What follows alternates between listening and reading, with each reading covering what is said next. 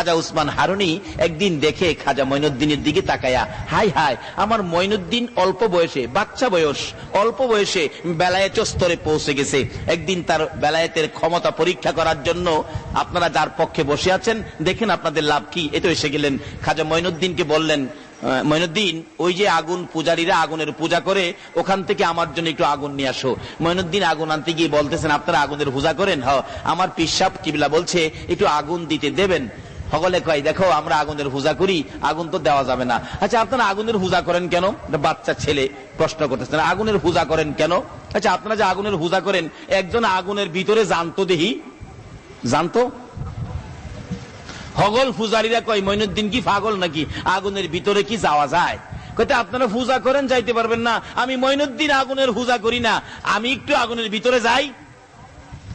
হগল আগুন পূজারীরা কয়, বাবা যাইও না, পুরে ছাই ছাই হয়ে যাইবা। খাজা মঈনুদ্দিন কয়, দেখি আগুনের ক্ষমতা আছে কিনা আমারে পুরাইবার, আমি একটু ভিতরে যাই। খাজা মঈনুদ্দিন আস্তে আস্তে আগুনের ভিতরে ঢুকছে, ভিতরে গিয়া দাঁড়ায় রইছে। তার জীবনী লেখে, প্রথমত পাওয়ের জুতাটা আগুনে দিছে, পাওয়ের জুতা, দেখি আমার জুতাটা নি পুরাইতে পারে। দেখে জুতা আগুনের ভিতরে দিলে জুতার আবার বাহির করে দেহে জুতারে রং দিয়া দিছে। এই পূজারীরা কিসের পূজা করস? একজন যাস না ভিতরে? কই সম্ভব না। কইতে, আমি যাই। মঈনুদ্দিন ভিতরে গিয়ে দাঁড়ায় রইছে। অথচ নমরুদ যখন আগুন করে ইব্রাহিম খলিলকে আগুনে দিয়েছিলেন, আমার আল্লাহ নোটিশ করেছে আগুনকে, এই আগুন ঠান্ডা শান্তিদায়ক হয়ে যাও, আমার ইব্রাহিম তোমার মধ্যে, যাতে ইব্রাহিমের কোনো ক্ষতি না হয়। অথচ আমরা আখিরি নবীর উম্মত, খাজা মঈনুদ্দিন আমানত খোলো ফিসসিলমি কাফার মধ্যে ঢুকার কারণে আগুনে ঢুকার সাথে সাথে বিনা নোটিশে আগুন ঠান্ডা ফুল বাগান হয়ে গেছে। অনেকক্ষণ দাঁড়িয়ে আছে খাজা মঈনুদ্দিন, যার পক্ষে আপনারা বসে আছেন, দাঁড়িয়ে আছেন। এই পক্ষটা গেলে কি লাভ? তারপরে সামনে বাড়ছি। এবার দাঁড়িয়ে আছে, কিছুক্ষণ পর আগুন দেখে তার গায়ে ধরে না। আগুন কয়, ধরতাম তো, যে নবীর উম্মত হয়ে আইছো, এই নবীর উম্মতের আমি আগুনের ধরার সাহস?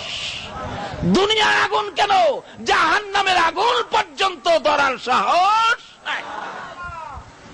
বাস্তবে আসুন, এই নবীর পক্ষে গিয়েছিলেন, আপনারা তো নবীর পক্ষে দাঁড়িয়ে আছেন, বসে আছেন। এই নবীর পক্ষে গিয়েছিলেন একটা মাছ, সমুদ্র থেকে একজন নবীর আদরের উম্মত একটা মাছ ধরে আনলেন। মাছটা খুব সুন্দর, ফাজাইলে দুরুদের মধ্যে লেখে, মাছটা ধরে আনার পর মাছটাকে বিবিকে দিলেন, মাছটা কাইটা ভালো করে ভাজি করো, এই মাছটা আমি খাবো। বিবি মাছ খুব ভালো করে কাটলেন, কাইটা পানি দিয়ে ধুইতেছেন, কিন্তু এত কাটার পরেও মাছটা পানিতে মরে নাই, জীবিত। ভালো করে লবণ টবণ দিয়ে ভালো করে ধুইলেন, কিন্তু ধোয়ার পরেও মাছ মরে নাই, মাছ খালি নড়ে। অবশেষে তেল দিয়ে মাছকে ভাজি করতে চাইলেন, মাছ ভাজি করবেন, কিন্তু এত গরম তেলের মধ্যে মাছ মরে না, ভাজিও হয় না, খালি নড়ে। বিবি আবার বেশি করে তেল দিয়ে, এবারে তিনবার করে তেল ভালো করে দিয়ে আগুনের মতো গরম করে মাছ ছেড়ে দিলেন, কিন্তু মাছ বেশি তেল দিলে আরো শান্তি লাগে, মাছ পানির মতো তেলের ভিতরে ঘুরে। বিবি বলেন, আশ্চর্য, এটা কি মাছ মেরে আনলেন? মাছ তো মারতেই পারি না, ভাজি করব কিভাবে? এবার ওই লোকটা বলতেছেন, দাও তো, এটা নবীজির কাছে নিয়ে যায়। ইয়া রাসূলুল্লাহ, এই মাছটা ধরে আনলাম, মারলাম, কাটলো, ভাজি করলো, কিন্তু মাছ তো ভাজি হয় না, মরে না, জীবিত, বুঝতেছি না। এত গরম আগুনের তেলের মধ্যে দিল, কিন্তু মাছ তো ভাজি হয় না। এমনি সময় জিবরাইল এসে বলেন, ইয়া রাসূলুল্লাহ, এই মাছটা যখন এই লোকটা মারছিল, ওই মাছ তখন আপনি নবীর উপর দুরূদ শরীফ পড়তেছিল। হুজুর, জানিয়ে দেন, আপনার পক্ষে থাকার কারণে, আপনি নবীর ভালোবাসায় দুরূদ পড়ার কারণে গো নবী, এই মাছটাকে আইনা কাটলেন, কাটার পরও মরে না, লবণ দিয়ে ধুইলেন, তারপরও মরে না, তেলে ভাজি করলেন, তারপরে মরে না। এই দুনিয়ার আগুন দিয়ে লাল লাল করে তেল ওই মাছ ছেড়ে দিয়েছে, মাছ মরে না, আগুন তার গায়ে ধরে না। নবী গো, আপনি জানিয়ে দেন, আপনি নবীর পক্ষে যারা থাকবে, আপনি নবীর উপর দুরূদ ও সালাম যারা পাঠ করবে গো নবী, এই দেশের আগুন কেন, জাহান্নামের আগুন পর্যন্ত ধরবে না। সেই নবীর পক্ষে ছিলেন খাজা মঈনুদ্দিন। আল্লাহু আকবার বলুন। খাজা মঈনুদ্দিন চিশতি রহমাতুল্লাহ আলাইহি সেই নবীর পক্ষের মেহমান ছিলেন। আগুনের ভিতরে ঢুকে আছেন, কিন্তু আগুন খাজা মঈনুদ্দিনের গায়ে লাগে না। মঈনুদ্দিন বলেন, আমার গায়ে তো আগুন ধরে না, দেখি তো আমি মঈনুদ্দিনের পক্ষে যদি কেউ আসে। আপনারা কি মঈনুদ্দিনের পক্ষে থাকতে রাজি আছেন? এখন মঈনুদ্দিন প্রমাণ করতেছেন, আমি মঈনুদ্দিনের পক্ষে যদি কেউ আসে তাকে আগুনে ধরে কিনা। এক হিন্দু ভদ্রলোক, আগুন পূজারী হিন্দু ভদ্রলোকের একটা বাচ্চা কুলে নিয়ে দেখতেছিল ঘটনাটা। খাজা মঈনুদ্দিন আবার বাহির হইয়া ওই হিন্দু ভদ্রলোকের কুল থেকে বাচ্চাটা টান দিয়াই না নিজের কুলে নিয়া ওই আগুন পূজারী হিন্দু ভাইয়ের বাচ্চা সহ আবার আগুনের ভিতরে ঢুকলেন। হগল আগুন পূজারীরা কয়, আরে মরছে মরছে, খাজা মঈনুদ্দিন মরতো, আমাদের বাবুর ফুলাটা কেন নিল? হাই হাই, এই বাচ্চাটাকে কেন নিয়ে মারলো? অনেকক্ষণ পরে খাজা মঈনুদ্দিন বলতেছে, আল্লাহ আমারও তো আগুনে ধরে না, আমার পক্ষে যদি কেউ থাকে তাকে ধরে কিনা প্রমাণ করলাম। দেখে তার গায়েও, এই হিন্দু বাচ্চাদের গায়েও আগুনে ধরতে পারে না। বেরিয়ে আসলেন, সবাই পরীক্ষা করতেছে, দেখি আমাদের বাবুর পোলায়ের নিয়ে আবার আগুনে জ্বালাইছে। চেকচুক করে দেখে একটা পশম পর্যন্ত আগুনে পোড়াইতে পারে না। এই অবস্থা দেখে তার জীবনী লেখে, ওখানে 850 হিন্দু আগুন পূজারী ছিলেন। এই অবস্থা দেখে 850 আগুন পূজারী খাজা বাবার হাত ধরে কালিমা পড়ে মুসলমান হয়ে গেলেন। আরে তাকবীর, আরে রিসালাত, আরে গাউসিয়া। আরে আকাশ জমিন হইল সৃজন নবীর কারণে, সেই জমিনে খেলে আল্লাহর ওলিগণে। বলুন, সেই জমিনে খেলে আল্লাহর। দেখলে খাজা বাবার খেলা, আসে গনের বারে জ্বালা। দেখলে খাজা বাবার খেলা, সে গনের বারে জ্বালা। আইনা সাগর শুকিয়ে দেই বসে নির্জনে, আইনা সাগর শুকিয়ে দেই বসে নির্জনে। সেই জমিনে খেলে আল্লাহর ওলিগণে, হাইরে সেই জমিনে খেলে আল্লাহর। এবার আসছে খাজা মঈনুদ্দিন 850, প্রথম ধাপে 850 হিন্দুকে কালিমা পড়ে মুসলমান বানিয়ে পিসাব কেবলার সামনে, হুজুর আমার দেরি হয়ে গেছে, আগুন কই? হুজুর আগুন আনছি না। কি করছো হুজুর? এই ঘটনা। এবার খাজা উসমান হারুনি কয়, মঈনুদ্দিন তোমার এই কাজের জন্যই তো আমি তোমারে ভাড়াইছি। চলো মঈনুদ্দিন, তোমাকে আমার আল্লাহর ঘর খানায় কাবা নিয়ে যায়, আমার আল্লাহর দরবারে হাজিরা দিয়ে আসি। আমার মঈনুদ্দিন যে উচ্চ স্তরে পৌঁছে গেছে, খানায় কাবার পাশে নিয়ে ডাকতেছে, ও খানায় কাবার মালিক, আমার মঈনুদ্দিনকে তুমি কবুল করো। গায়েবী আওয়াজ হইতেছে, ও উসমান হারুনি, তোমার মঈনুদ্দিনকে আমি আল্লাহ কবুল করেছি। এবার খাজা উসমান হারুনি বলেন, মঈনুদ্দিন রে চল সোনার মদিনায় যায়। আরে মঈনুদ্দিন চল রে, আমি আমার নবীর দরবারে তোকে হাজিরা দিয়ে আসি, নবীর দরবারে তোরে পৌঁছে দিয়ে আসি।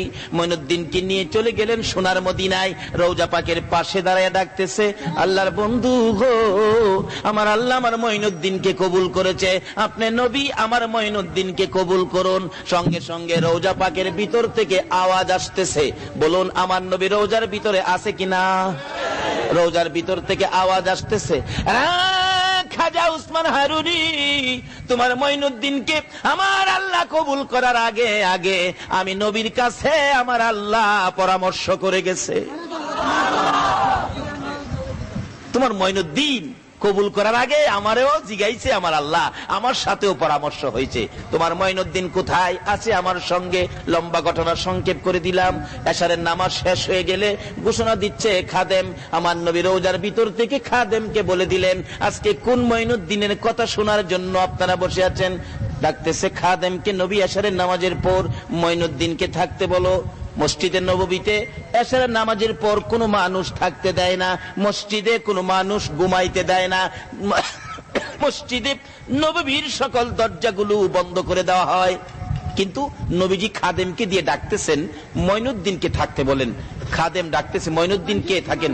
হাজার হাজার মানুষের সামনে মঈনুদ্দিন উল্লেখ করলে খাদেম বলতেছেন, মঈনুদ্দিনকে থাকো। অনেক মঈনুদ্দিন দাঁড়াইলেন। হাই হাই, কোন মঈনুদ্দিনের কথা বললো নবী গো? কোন মঈনুদ্দিন? নবীজি রওজা থেকে বললেন, খাজা মঈনুদ্দিন চিশতি। ডাকলেন মঈনুদ্দিন চিশতিকে, বললেন আমি, আপনি থাকেন, সব যান। রওজার পাশে বসে আছে মসজিদের দরজা সব বন্ধ হয়ে গেছে। খাজা মঈনুদ্দিন বলেন, আমি নবীজির রওজার পাশে বসা গো, রাত্র যখন গভীর হলো, আমার নবী রওজা পাকের মাঝখান দিয়ে একটা উদিত সূর্যের মতো এমন সুন্দর চেহারায় আমার নবী রওজার ভিতর থেকে বেরিয়ে গেলেন। আল্লাহু আকবার বলুন। খাজা মঈনুদ্দিন বলেন, আমি বেহুশ হয়ে গেলাম, কি দেখলাম কি দেখলাম কি না। আমার নবী মাথায় হাত বুলায় বলতেছে, মঈনুদ্দিন রে, বেহুশ হইলে হবে না, আমি তোমাকে ইসলামের প্রচারের জন্য আমি হিন্দুস্তানে পাঠাবো। নবী হিন্দুস্তানে কার পক্ষ থেকে আসলেন?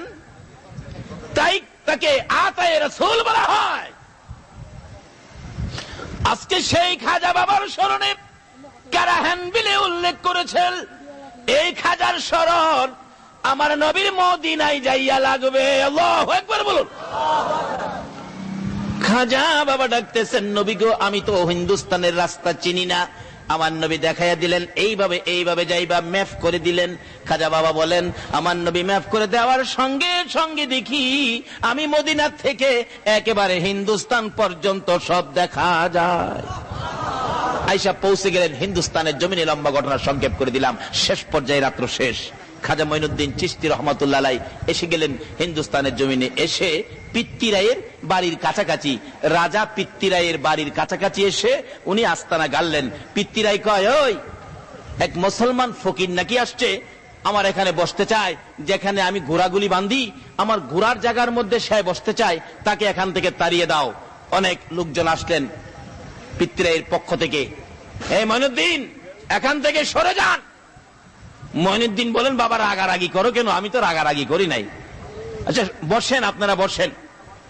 যারা আইছিল মঈনুদ্দিনকে তাড়াইয়া দিত, মঈনুদ্দিন তাদেরকে বসাইলেন। একটু পরে কো, আপনারা জানগা। যারা বসাইছিল যাইবাগার কইছে, তারা তো খালি উঠতে চায়, কিন্তু ফাঁসা মাটির সাথে লাইগা গেছে, খালি টানে। হাই হাই, এটা কি ওলিদের কেরামত? ওলিদের এইরকম আল্লাহর ওলিরা সমস্ত পৃথিবী জুড়ে কেরামত দিয়ে ইসলাম প্রচার করেছে। বোমাবাজি করে নয়, সন্ত্রাসী করে নয়, মেশিন গান দিয়ে নয়, শুধুমাত্র কেরামত দিয়ে ভারতের জমিনে খাজা মঈনুদ্দিন 92 লক্ষ হিন্দুকে মুসলমান করেছে। আজকে যাইয়া দেখেন, সেই বিশ্বাসের উপর খাজা মঈনুদ্দিন চিশতি রহমাতুল্লাহ আলাইহির মাজার প্রাঙ্গণে উরুস মুবারক উপলক্ষে মুসলমান যদি হয় 50,000, হিন্দু হয় 75,000। হিন্দুরা পর্যন্ত খাজা বাবাকে এত মানে, কিন্তু মানে না শুধু মুসলমানের সন্তান। বলুন, আল্লাহর ওলিরা কি কোনোদিন কারো ক্ষতি করেছে? এরকম ওলিদের পক্ষে থাকলে বাবা কি লাভ হয়? এক একজন ওলি হাসরের দিন এক একজন অ্যাডভোকেট হবেন। আল্লাহ যেদিন বিচারের কোর্ট নিয়ে বসবেন, এক একজন অ্যাডভোকেট হবেন আল্লাহর ওলি।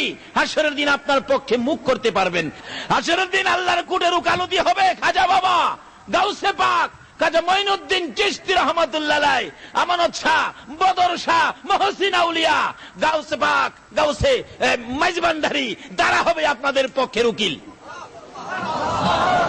ভালো উকিল পক্ষে থাকলে দেখেন কত সুন্দর সুবিধা হয়। আমাদের এলাকায় এক ঘটনা ঘটছিল, এক ছাত্রী কলেজে পড়ে, ভালো ছাত্রী, কিন্তু তার বাবার অনেক পয়সা। আর এক ছাত্র চেহারা খুব সুন্দর, তার বাবার পয়সা নাই।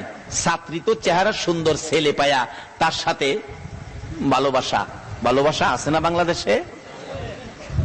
ভালোবাসা করে একদিন মহিলা পরামর্শ দিলেন ছেলেরে, তোমার বাবার তো কিছু নাই, আমার বাবার বহুত কিছু আছে, আমি 50,000 টাকা নিয়ে আইছি, চলো দুইজনে উদাও হয়ে যাই। এমন উদাও হয়ে যায় না, ছেলে মেয়ে নাই। মেয়ের বাবা কই, আমার মেয়ে নিয়ে গেছে ফকিন্নির পোলায়, বুঝামু?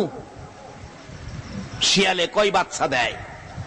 কেস করে দিলেন থানায় গিয়ে, ওসি সাহেব আমার মেয়েকে অপহরণ করে নিয়ে গেছে ফকিন্নির পোলায়, আমি 8 দিনের মধ্যে অ্যাকশন চাই। কেস করে দিলেন কোর্টে। ওসি সাহেব এইভাবে তো পুলিশ পাঠায়া সারা দেশে তল্লাশি দিয়া তার মেয়েকে উদ্ধার করে নিয়ে আসছেন। মেয়েরে বাবা বুঝাইছে, তুই কোর্টে জিগাইলে তুই কইবি আমারে জোর করে নিয়ে গেছে। মেয়ে কোর্টে গিয়ে বললেন, ম্যাজিস্ট্রেট সাহেব আমাকে জোর করে ধরে নিয়ে গেছে। এমন চাপা চাপছে কেস, পুলিশ তো 2 দিন পর পর নারী অপহরণ কেসের ওয়ারেন্ট নিয়ে ওই লোকের বাড়িতে যায়, কিন্তু হ্যাঁ তো বাড়িতে আসে না। মেয়ের মা, ছেলের মা বাবা একবারে গরিব মানুষ, তারা কাঁদতে কাঁদতে, কেন তুই গেলে এই কাজ করতে? একদিন আরেকজন জ্ঞানী ব্যক্তি বলেন, আপনারাও আরেকটা কাউন্টার কেস করেন না। মেয়ের বাবা, ছেলের বাবা গেছে উকিলের কাছে, উকিল সাহেব আমার ছেলেটা এই বিপদ আছে, আপনি কি পারবেন আমার ছেলেরে বাঁচাইতে? উকিল কই, বেটা এত আইন বই পড়ছি, এটা কোন সাবজেক্ট হইল? তোর হুলারে নিয়ে আয়। রাত্রে একদিন উকিলের কাছে নিয়ে আইছে। উকিল সাহেব, আমি করি নাই, মেয়েটা আমারে পাম্পট্টি দিয়ে নিছে স্যার, আমি নাই স্যার, আমারে বাঁচান। উকিলকে বেটা কান্দিস না, শোন আমি যা কই তা শুনবি, আমার পক্ষে আয়, আমি যা কই তা শুনবি, তোরে বাঁচাইয়া দিমু। এটা উকিল কইতাছে আমি যা কই তা শুনবি। তা আল্লাহর ওলিরাও তো মুরিদরে এরকম কয় না, বাবারা এতদিন যা পাগলামি করছো, এখন থেকে আর পাগলামি করো না, আমি যা কই এইভাবে চলল। আল্লাহর ওলিরা এরকম নির্দেশ দেয় না? অ্যাডভোকেট সাহেব পরামর্শ দিলেন, কেস করে দিছি, রবিবার দিন তারিখ আছে, তুই আমার সাথে যাইবি। আমার ভয় করে, আমার নিয়ে আবার দৈরা নিয়ে যা কয় না, আমি থাকতে তোর না। তুই শুন, কথা হইলো আমি যা কই তুই তা কইবি। শুন, তোরে যাই জিজ্ঞেস করব আমার বিপক্ষের মেয়ের পক্ষের উকিলে ম্যাজিস্ট্রেটে, তুই খালি ছায়া থাকবি, কিছু কইস না, কোনো কথা কইস না, ছায়া থাকবি। এই পরামর্শটা কে দিল? একটা দুনিয়ার সাধারণ উকিল আপনাকে বাঁচানোর জন্য পয়েন্ট বাইর করলো। আর কি খাজা বাবা গাউসে পাক কি হাসরের ময়দানে কোন পয়েন্টে কি আপনাদেরকে বাঁচাইতে পারবে না? আল্লাহু আকবার, ইয়া রাসূলুল্লাহ, ইয়া গাউসুল মুস্তাফা। নবীর জন্য হও রে পাগল, ও হে নবীর আশিক সকল, পার করিবে দয়াল নবী রোজ হাসরে ফুলসিরাত, পার করিবে দয়াল নবী রোজ হাসরে ফুলসিরাত। জিন্দাবাদ জিন্দাবাদ নবীর সেনা, জিন্দাবাদ জিন্দাবাদ জিন্দাবাদ নবীর সেনা, জিন্দাবাদ। আমল করো নামাজ রোজা কায়েম করো সুন্নিয়াত, আমল করো নামাজ রোজা কায়েম করো সুন্নিয়াত। জিন্দাবাদ জিন্দাবাদ নবীর সেনা, জিন্দাবাদ জিন্দাবাদ জিন্দাবাদ নবীর। ও নবীর সেনারা, জাগ্রত বসে আছো কার পক্ষে? নবীর পক্ষে, ওলিদের পক্ষে। তোমাদের ভাগ্যের দরজা খুলে গেছে। এই তো উকিল আপনার পক্ষে। উকিলকে খাজা বাবা কি করবে হাসরের দিন, এই দুনিয়া দিয়ে বুঝাইতে চাইলাম। উকিল বলেন, তোরা যাই জিগাইবো তুই কোনো কথা কইস না, খালি ছায়া থাকবি। কোর্টে রবিবার দিন উঠলো, বাদী বিবাদী হাজির। ম্যাজিস্ট্রেট বলেন, বাদী বিবাদী সব হাজির আছেন? জি হাজির। এবার মেয়ে পক্ষের উকিল বলেন, মাননীয় বিচারপতি ম্যাজিস্ট্রেট সাহেব, আমি কথা বলতে চাই। বলেন, দেখেন স্যার, এই যদি হয় আমাদের দেশের যুবকদের চরিত্র, মেয়ে ছেলেকে এভাবে ধরে নিয়ে যাবে, এটা স্যার কিভাবে হবে? আপনারও তো ম্যাজিস্ট্রেট সাহেব মেয়ে আছে, বলুন এইভাবে যদি ছেলেরা অত্যাচার করে মেয়েদের উপর, দেশটা কেমনে চলবে? উকিলের মুখ তো বুঝে নেই, একেবারে দুইয়া মুইসা সাবান দিয়া খইসা ফেলাইতেছে। অবশেষে ম্যাজিস্ট্রেট বলতেছেন, উকিল সাহেব আপনি থামেন, আমি 3টা প্রশ্ন করি। এই ছেলে, তুমি যখন এই মেয়েটাকে ধরে নাও তখন রাত্র কয়টা বাজে? বলুন। তার উকিলের পরামর্শ কি ছিল? ছায়া থাকা, কথা বলবি না, চেরিস। আর তখন রাত্র কয়টা বাজে? কি ব্যাপার, কি উকিল সাহেব কি মক্কেল নিয়ে আসলেন, কথা তো বলে না। শোনো, তোমার সাথে এখন কয়জন লোক ছিল মেয়েটাকে জোর করে ধরে নেওয়ার সময়? কয়জন লোক ছিল? আরে কি ব্যাপার, কয়জন লোক ছিল? তুমি যখন মেয়েটাকে ধরে নিয়ে যাও তখন কি কেউ দেখছিল? 3 নাম্বার প্রশ্ন। হ্যাঁ, ম্যাজিস্ট্রেট জিজ্ঞাসা, ছেলে কেউ কি দেখছিল? আচ্ছা, ছেলের পক্ষের উকিলের পরামর্শ কি? ঘুমাই রয়েছেন আপনারা, মানে কথা বলিস না। পরামর্শ কি? চায়া থাকবি, কথা কইস না। 3 নাম্বার প্রশ্ন হলো, কেউ কি দেখছিল? ছেলে তো চেয়ে রয়েছে। ম্যাজিস্ট্রেট জিগায় ছেলে পক্ষের উকিলকে, কি উকিল সাহেব কি মক্কেল নিয়ে আসলেন? 3টা প্রশ্ন করলাম, একটারও তো জবাব দিল না। এরকম মক্কেল তো আমার 24 বছর চাকরির মধ্যে দেই নাই।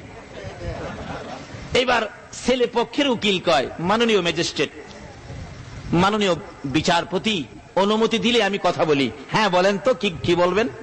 স্যার, এই ছেলেটা এত সুন্দর কথা বলতো স্যার, দুশ্মন তার কথা শুনে, উকিলের মুখ তো বুঝে নই, রেডিওর মতো টিভির মতো কথা বলতেন, মানুষ তার কথা শোনার জন্য রেডিও টিভি বন্ধ করে দিতেন, এত সুন্দর কথা বলতেন স্যার। কিন্তু যেদিন এই মেয়েটাকে এই ছেলেটা ঘর থেকে জোর করে শাস্ত্রাইয়া বাহির করে, মেয়েটা স্যার এত জোরে একটা চিল্লানি দিয়েছিল, চিল্লানিতে তার কানের পর্দাটা ফাইটা গেছে।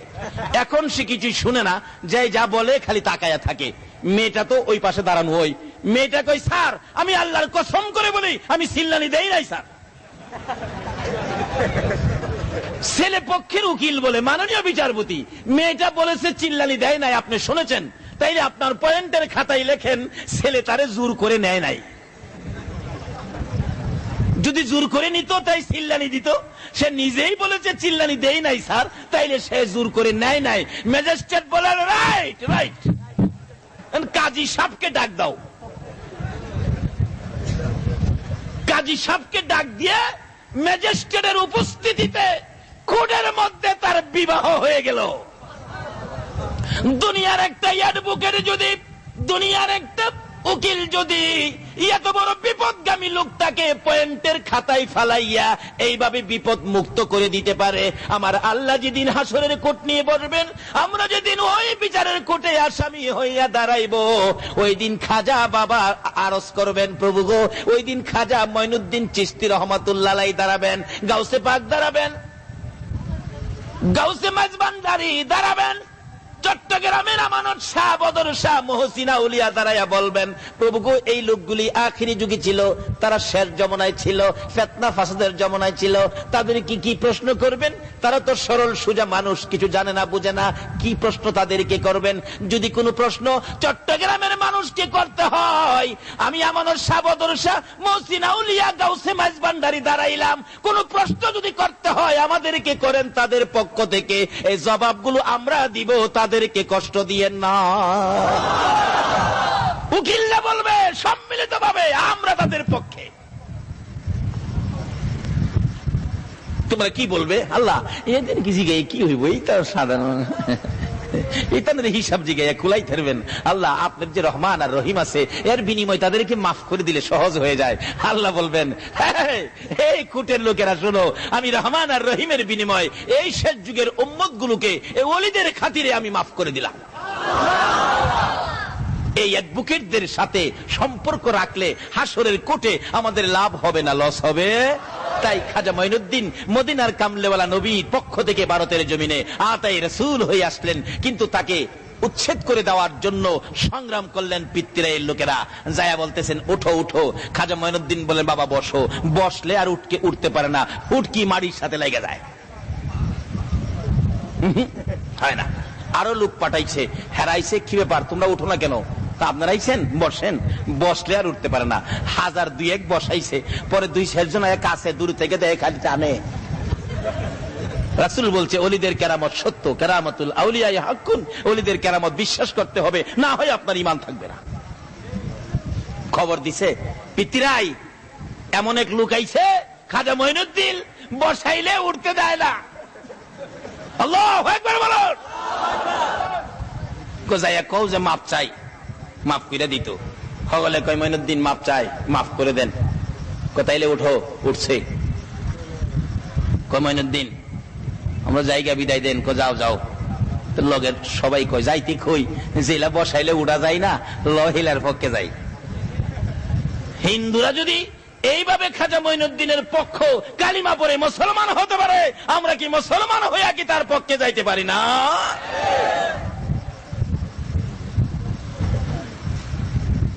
মুসলমান হয়ে গেলেন। পিতৃরাইকে সর্বনাশ, এখন কি করি? কিছু লোক পাঠালেন বাঁশের বন্দুক দিয়া, পাহাড়ের উপর থেকে গুলি করে মঈনুদ্দিনকে শেষ করে দিবি। চারদিক ঘেরাও করছে, কমান্ডিং অফিসার কমান্ড করতেছে, হায়ার। এমনি সৈন্য লেখো স্যার, চোহে দেখি না, ফায়ার কারে করমু, কয় কি কহ কিছু দেখি না। এক ডাক্তারের জায়গায়, তুই কই আসস? আমার বন্দুক কই? কই মঈনুদ্দিনের কাছে মাপ চা। মঈনুদ্দিন মাফ করে দাও। চোখ খুলছে। পিতৃরাই কয় ফায়ার কইবার আগে মাইরা দিবি। কমান্ডিং অফিসার বলতেছে ফায়ার কোয়েন না, আগে অন্ধ।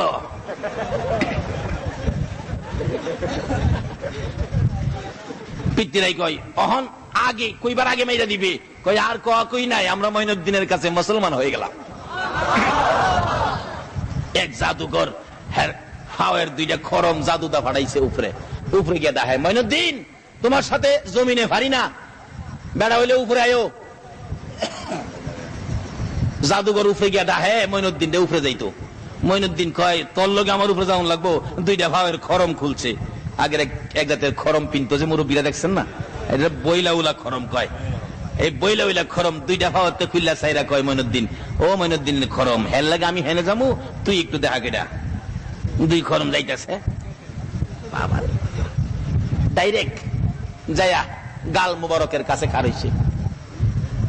জাদুঘর জিগাই তোরা কি লেগাইছস? তোরে নিতাম আইছি।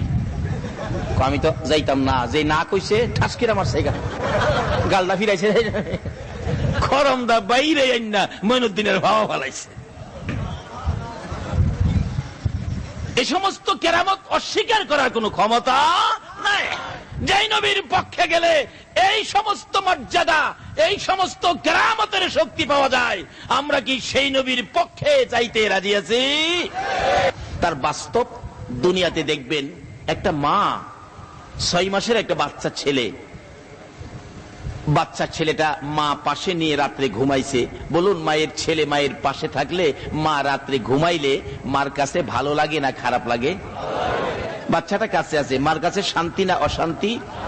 বাচ্চা যে প্রস্রাব করে দিল, বিছানা একেবারে ভিজিয়ে ফেলাইছে, এরকম করি নাই আমরা ছোট সময়? প্রস্রাবে বিছানা ভিজিয়ে ফেলেছে, তারপর দেখবেন মা শুকনা জায়গা না পায়া নিজের শুকনা জায়গাটাই বাচ্চাটারে শোয়া, নিজে প্রস্রাবের ভিজা জায়গায়, কিন্তু বাচ্চাটা কাছে। ভিজা জায়গায় শোয়ার পরেও বাচ্চা কাছে থাকলে মার কাছে শান্তি না অশান্তি?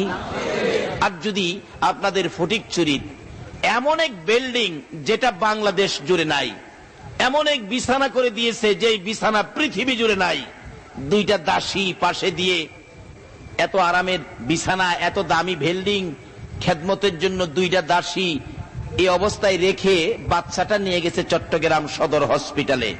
বলুন এই রাত্রে মার কি ঘুম হয়েছে? এত আরামের বিছানা, এত দামি চাদর, এত দামি বিছানা, এত বড় বিল্ডিং, কিন্তু তবু মার ঘুম হয় নাই। বলুন কার ব্যথায়? একটু পরপর মা জানালা খুলে বাবা বাবা গো তুমি কি করতেছো গো বাবা? দাসীরা বলেন আপনি কি পাগল নাকি? পৃথিবী জুড়ে এই আরামের বিছানা কারো নাই, আপনি বিছানায় ঘুমান না, বাচ্চা বাচ্চা করেন। মা কি বলবে? তোমরা আছো বিছানা নিয়ে, আমি আমার বাবার ব্যথার যন্ত্রণায় আমি শুইতে পারি না। নবী বলেন একটা মা যেমন এত আরামের বিছানা দিলেও, বড় বিল্ডিং করে দিলেও বাচ্চার ব্যথা ঘুমায় না। জিবরাইল রে আমি নবী ও উম্মতের ব্যথায় রে আর সে যাইয়া শান্তি পাবো না। জিবরাইল আমি মদিনার মাটিতে শুয়ে থাকবো, কি হবে শুয়ে থাকলে? আমার নবী বুঝাইতে চায় জিবরাইল রে শোনো, আমি দুনিয়ার জমিনে দেখেছি মুরগি যখন বাচ্চা ফুটাই, আল্লাহু আকবার বলো, জিবরাইল মুরগি যখন বাচ্চা ফুটাই রে, বাচ্চা নিয়ে মুরগি সমাজে ঘোরাঘুরি করে, বাচ্চার উপর যদি কোনো বিপদ দেখা দেয় রে জিবরাইল, আমি দেখেছি বাচ্চাকে বিপদ থেকে মুক্ত করার জন্য মা মুরগিটা এইভাবে দুইটা পাখা বাড়াইয়া রে জিবরাইল মা ডাকতে থাকে বাচ্চাদেরকে, ও সন্তানেরা আয় রে, বিপদ দেখা দেয়, আকাশের চিলকা ঘুরতেছে তোদেরকে নেওয়ার জন্য। মুরগি ডাকতে থাকে রে জিবরাইল বাচ্চারা রে আয় জলদি করে আয়, বিপদ দেখা দিয়েছে রে, আমি মা বেঁচে থাকতে তোদেরকে ক্ষতি হইতে দিব না রে বাচ্চারা আয়, আমি মায়ের পাখার নিচে আয়। আমার নবী বলেন জিবরাইল রে আমি দেখেছি মায়ের ডাকে বাচ্চাগুলো দৌড়াইয়া পাখার ভিতরে যখন ঢুকে যায়, মা মুরগিটা পাখাটা জমাইয়া বাচ্চাগুলো বুকে লইয়া বড় শান্তিতে মাটিতে বসে থাকে। জিবরাইল আমি নবীর মন চায় রে আমি মদিনায় পরে থাকবো, আমার তামাম পৃথিবীর উম্মতের যদি কোনো বিপদ দেখা দেয় রে জিবরাইল, আমি নবী বাচ্চাওয়ালা মুরগির মতো মদিনার জমিন থেকে উম্মতের জন্য দুইটা হাত আমি বাড়াইয়া দিব। আমি আমার তামাম পৃথিবীর উম্মত গুলো হাতের মধ্যে লইয়া রে আমার মন চায় মদিনার মাটিতে সুখে শান্তিতে পড়ে থাকবো। যেই নবী উম্মতের ব্যথাই এত ব্যথিত, যেই নবী উম্মত ছেড়ে এইভাবে জমিনে থাকবে আর সে আসবে না রে জিবরাইল, আমি আল্লাহ সেই জন্য আমার বন্ধুর উম্মতের সামনের পাও বাড়াইলো পিছের পাও উঠাইবার আগে আগে আমি আল্লাহ আমার বন্ধুর উম্মতের মাফ করে দিলাম। যেই নবীর উপর আমার আল্লাহ নিজে 24 ঘন্টা দুরূদ ও সালাম প্রেরণ করে, যেই নবীর উপর আল্লাহ নিজে দুরূদ ও সালাম প্রেরণ করে, আমরা সেই নবীর উপর একটু দুরূদ ও সালাম মন ভরে মদিনা পাঠাই। রাজি আছেন তো? ইয়া নবী সালাম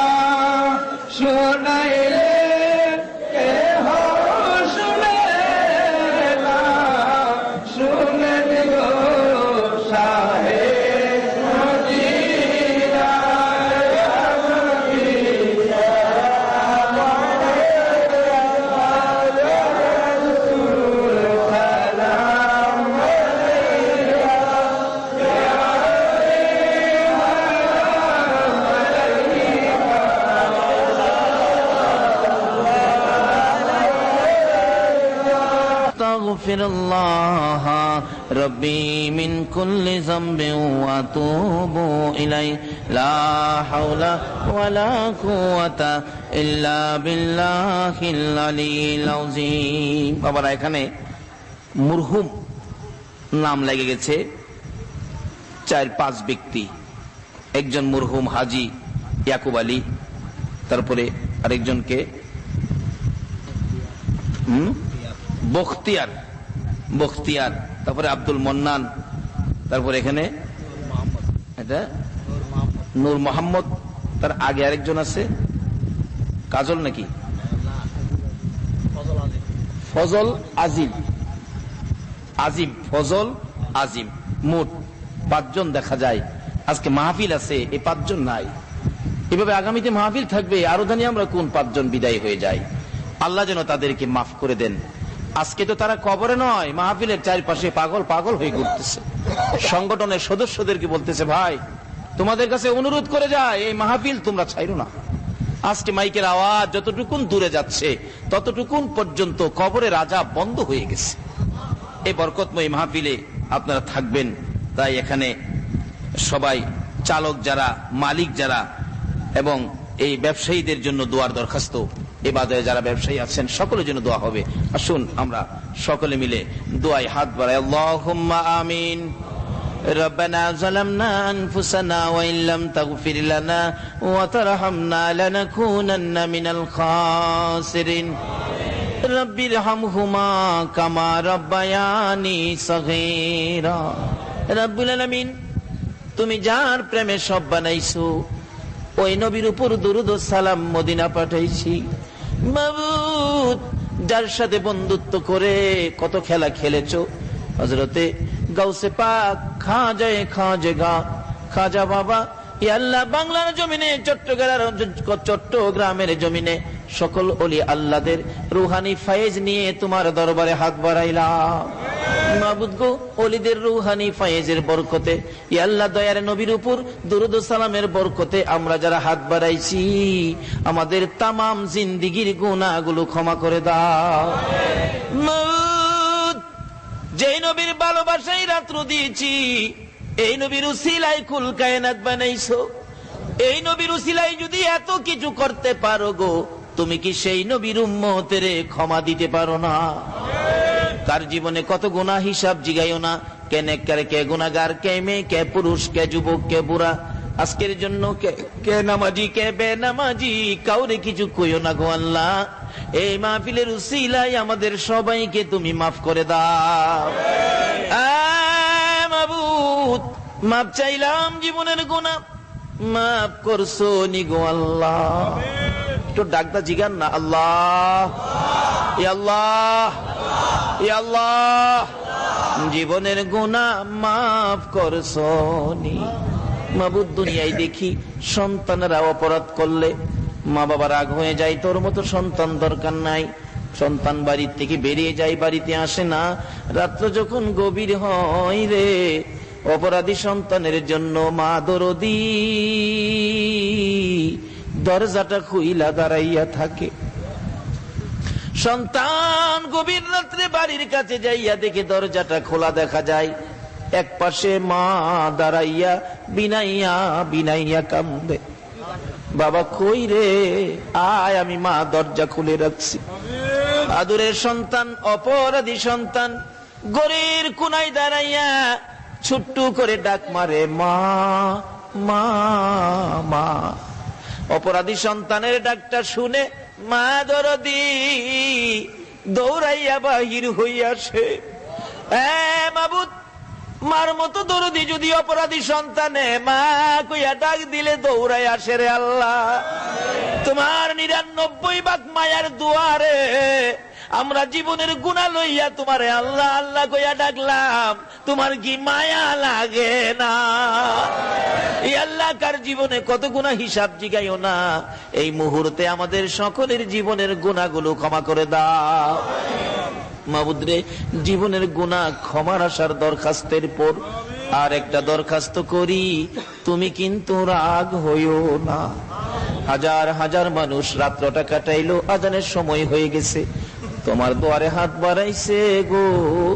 আমি তো জানি না কার মনে জানি কি দুঃখ, কার মনে জানি দুঃখ মানাই রে মানাই, কার মনে জানি ব্যথা বাবা নাই রে বাবা নাই। যেই বাবা মাতার গাম পাতাই ফালাইয়া রোজগার করে সন্তানের লালন পালন করত, সারাদিন পরিশ্রমের পরেও বাড়িতে যাইয়া যদি দেখছে বাবা সন্তান কান্দে রে, সারাদিনের ক্লান্তি ভুলে গিয়ে বাবা আদুরের সন্তানের টাইনা টাইনা কোলে উঠাইতো। জীবনে বাবার কোলে কত প্রস্রাব পায়খানা করেছি গো আল্লাহ, বাবা কোনদিন বিরক্ত হয়ে নাই। ওই মা কই রে, যেই মা মেতরিনী হইয়া ছুটুকালে আমাদের প্রস্রাব পায়খানা পরিষ্কার করছে গো আল্লাহ, ওই মা বাবা যার কবরে গো এই মুহূর্তে ওই সকল মা বাবার কবর জান্নাতের বাগান বানাইয়া দাও। মাবুদ রে, আমি নিজেও মায়ের অভাবী, আমি জানি না রে আমার মতো মায়ের অভাবী কে জানি হাত বাড়াইছে। মাবুদ, মায়ের অভাবীরা কি করে নিজে দেখেছি। একটা মায়ের পাগল ছেলে বিদেশ থাকে, মাসে মাসে চিঠি লেখে, মা তুমি কেমন আছো গো আমারে জানাইও, তোমার কথা মনে হইলে আর বিদেশ থাকতে মন চাই না গো মা। মা চিঠির উত্তর দেয়, বাবা পাগলামি করিস না, আমি ভালো আছি। হঠাৎ করে মা অসুস্থ হয়ে গেছে, ডাক্তার বলেছে আপনি বাঁচবেন না 8 দিনের বেশি। মা হসপিটালের বারিন্দায় দাঁড়াইয়া কান্দে, মন্নান রে এই চিঠি আর কার কাছে লেগবি, মন্নান বিদেশে আর কার জন্য রোজগার করবি, আমি তোর মা 8 দিনের বেশি বলে বাঁচবো না রে বাবা, তাড়াতাড়ি বাড়িতে আয়, আমি মারে জীবনের শেষ ডাক ডাক দিয়া দে, আমি মায়ের চেহারা দেখবি নি, আয় রে বাবা বাড়িতে আয়। মন্নানের বাবা বলে পাগলামি করো না, চলো বাড়িতে যাই। বাড়িতে যাওয়ার পরে রাত্রে খালি কান্দে মা, ও মন্নানের বাবা, আমার মন্নান বাড়িতে না আসলে আমারে কি আর দেখবে না রে।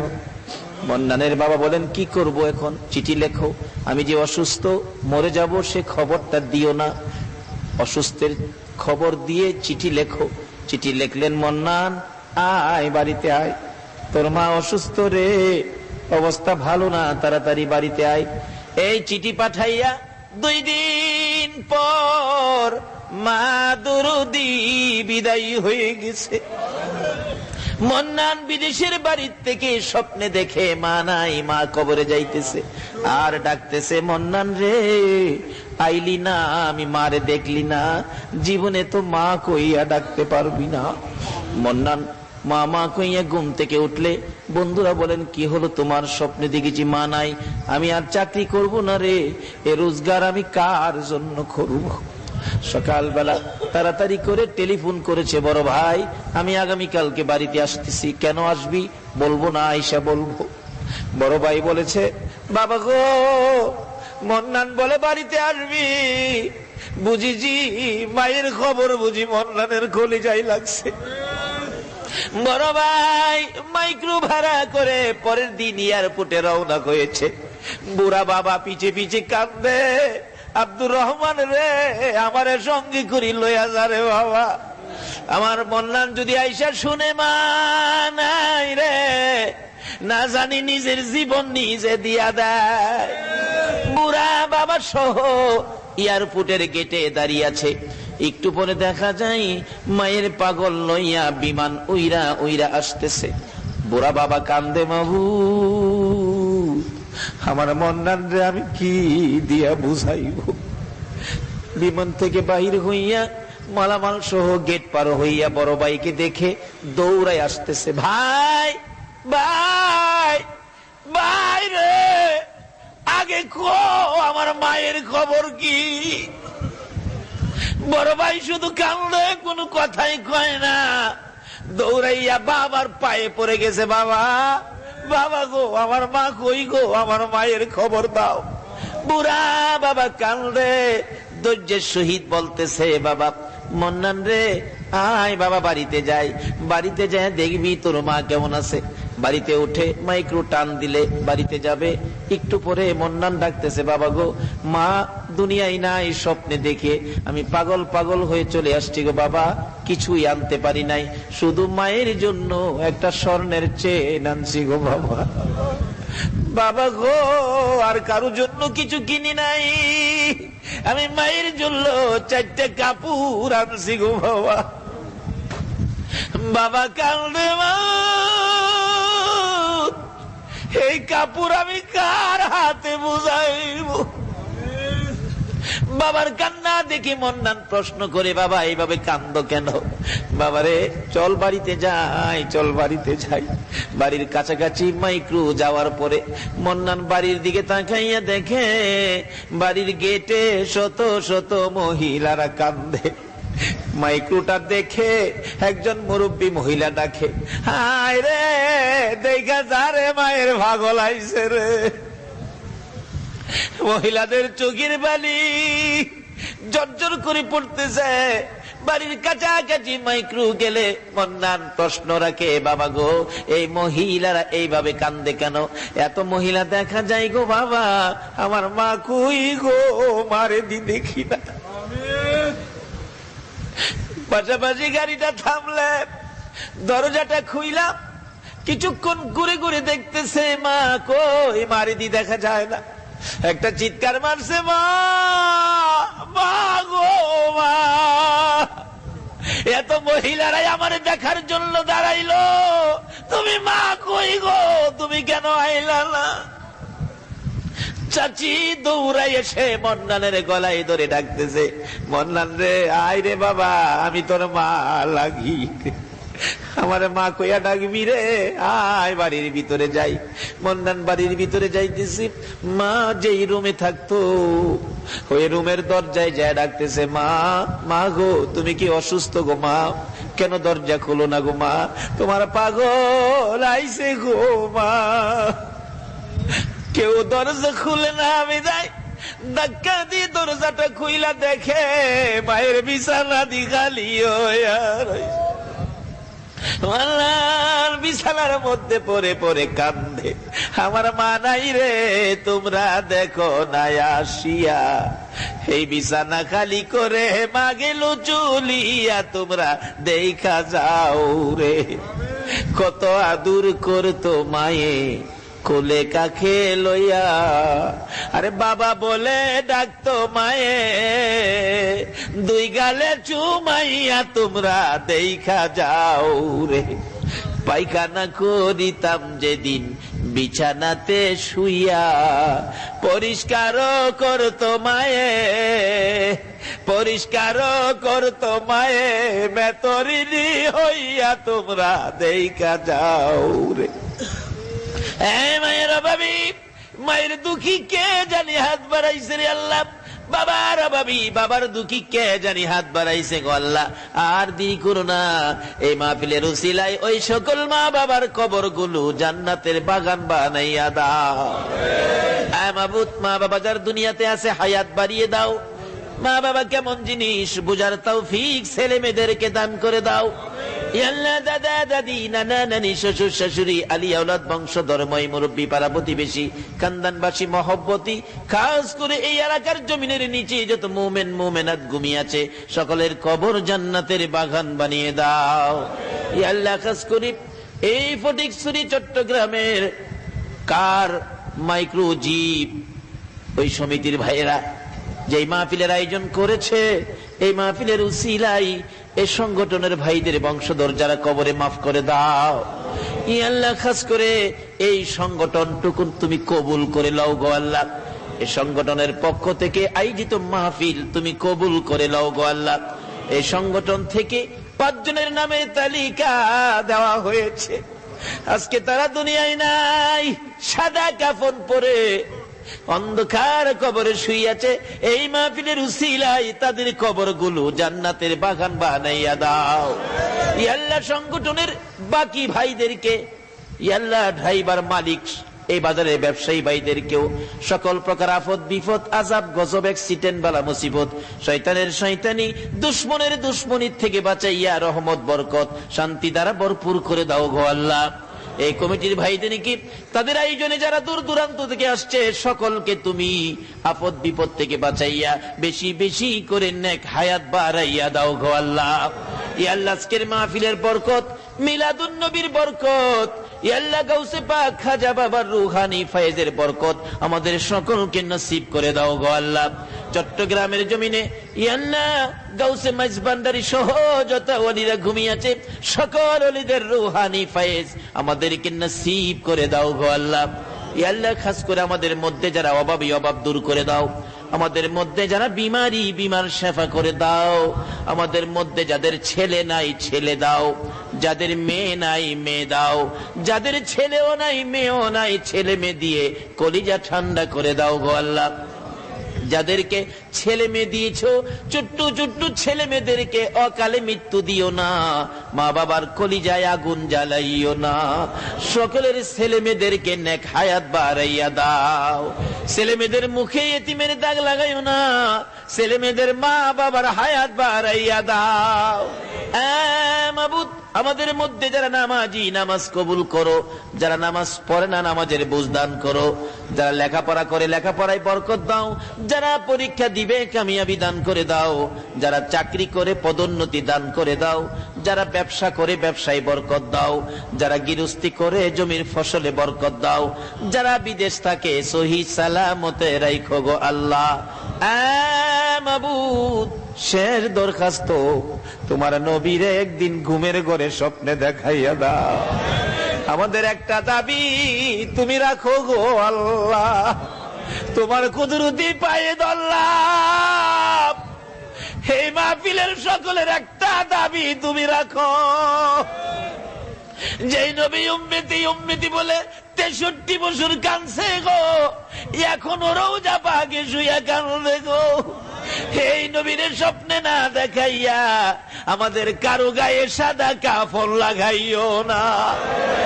আল্লাহ দয়া করে মায়া করে আমাদের সকলকে তোমার নবীর স্বপ্নের দিদার নসিব করে দাও গো আল্লাহ। আল্লাহ এই মাহফিল তোমার কুদরতি হাতে দিয়ে গেলাম, এই মাহফিল কিয়ামত পর্যন্ত তুমি কায়েম রাখো গো আল্লাহ। খাস করে চালক ভাইদেরকে অ্যাক্সিডেন্ট থেকে বাঁচাইয়া রাখো। আল্লাহ মালিক ভাইদের ব্যবসায়ী তুমি বরকত দিয়ে দাও, বিপদ আপদ দিও না, রহমত বরকতের ভাগী করে দাও গো আল্লাহ। আল্লাহ দূর দূরান্ত থেকে যারা এই মাহফিলে কষ্ট করে আসছে, বহু দূর থেকে দেখেছি টেম্পু করে গাড়ি করে লোকেরা আসতেছে। আল্লাহ গো যেইভাবে রিক্সের উপর এই মাহফিলে আসছে গো, তাদের সকলকে কাল কিয়ামতে নবীর গুদারায় উঠাইয়া ফুলসিরাতের ফুল পার করে দিও গো আল্লাহ। আল্লাহ যারা যেখান থেকে আসছে আবার তাদেরকে সহি সালামতে জায়গায় জায়গায় পৌঁছাইয়া দিও গো আল্লাহ। যতগুলো দরখাস্ত করলাম মাহফিলের উসিলাই, দুরুদ সালামের উসিলাই, ওলিগণের রুহানি ফয়েজের উসিলাই সবগুলি তুমি কবুল আর মঞ্জুর করো গো আল্লাহ। ওয়া সাল্লাল্লাহু তাআলা আলা খায়রি খালকিহি মুহাম্মাদিন ওয়া আলা আলিহি ওয়া আসহাবিহি আজমাইন বিহাক্কি লা ইলাহা ইল্লাল্লাহু মুহাম্মাদুর রাসূল।